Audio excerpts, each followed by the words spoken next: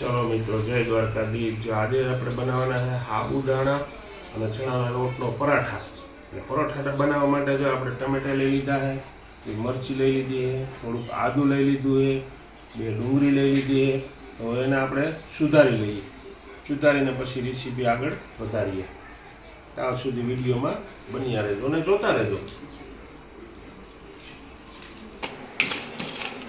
जो आ साबुदाणा આપણે એને શેકી લઈએ અને એનો પાવડર કરવાનો છે। ટૂંકમાં સાબુદાણાનો લોટ કરવાનો છે આપણે। જો અત્યારે શેકાય છે, થોડાક બ્રાઉન કલર થાય ને ત્યાં સુધી શેકશું।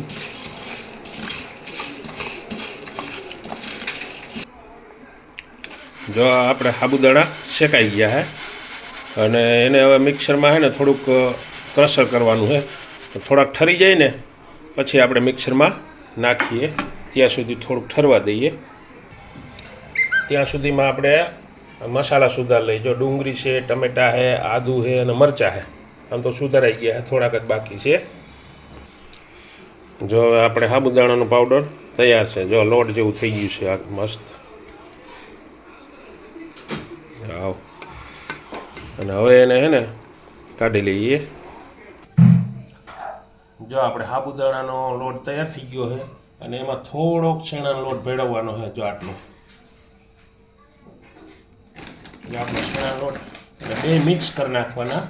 મિક્સ કરી અને આપણે બેટર તૈયાર કરીશું। જો આપણે લોટ મિક્સ થઈ ગયા છે અને એમાં આપણે છે ને મસાલા એડ કરી દઈએ।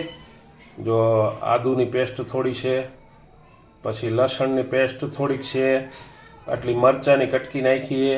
તીખું જેવું તમારે કરવું હોય ને એ પ્રમાણે નાખવાનું। પછી ડુંગળી સુધારેલી છે એ આપણે નાખી દઈએ।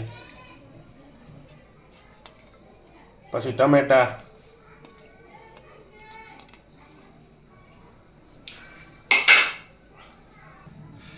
જો હવે થોડુંક હળદર નાખવાની અને થોડો ગરમ મસાલો નાખવાનો અને થોડી હિંગ નાખવાની અને અડધી ચમચી છે ને સિંધુ નમક,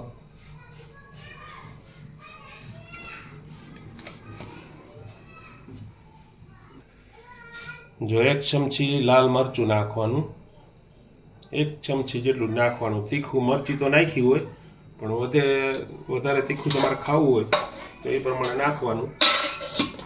હવે આપણે છે ને બેટર બનાવી લઈએ અને 1 ચમચી ધાણા જીરું। એટલે મસાલા બધા એડ થઈ ગયા છે। હવે આપણે એને બેટર તૈયાર કરીએ અને આ ધાણા ભાજી,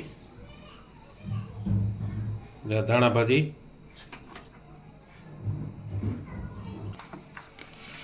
જો આપણું બેટર તૈયાર છે અને હવે એના પરાઠા બનાવવા માટે હાલો જો આ તવીમાં હવે તેલ લાગી દીધું છે અને પછી આપણે પરોઠા કહીએ કે પુડલા કહીએ, જે આ બને છે અત્યારે જોજો તમે।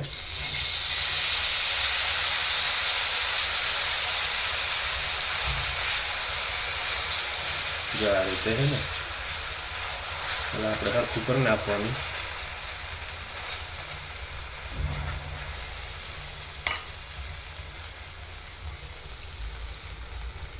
जो आ पुडला है अपने એટલા થોડા પાકી જાય ને, જો આપણે પલટાઈ નાખ્યું है અને એમાં है ને થોડુંક આ રીતે તેલ નાખવાનું। જો એટલે है ને દાજે ઓછું અને પલટાવવામાં મજા આવે। જો આ રીતે ચાલો જો આપણા પુડલા કયો કે પરોઠા કયો એ બનીને તૈયાર થઈ ગયા है અને એની સાથે है દહીં અને પછી શું ખાવાની મજા આવે। તો આવી રેસીપી બને છે અને આવી રેસીપી જોવા માટે અમારા વિડીયોને લાઈક, શેર અને સબસ્ક્રાઈબ કરજો અને અમારા વિડીયો જોતા રહેજો। અમારી રેસીપી સારી લાગે તો કોમેન્ટ તો કરતા જ જાજો।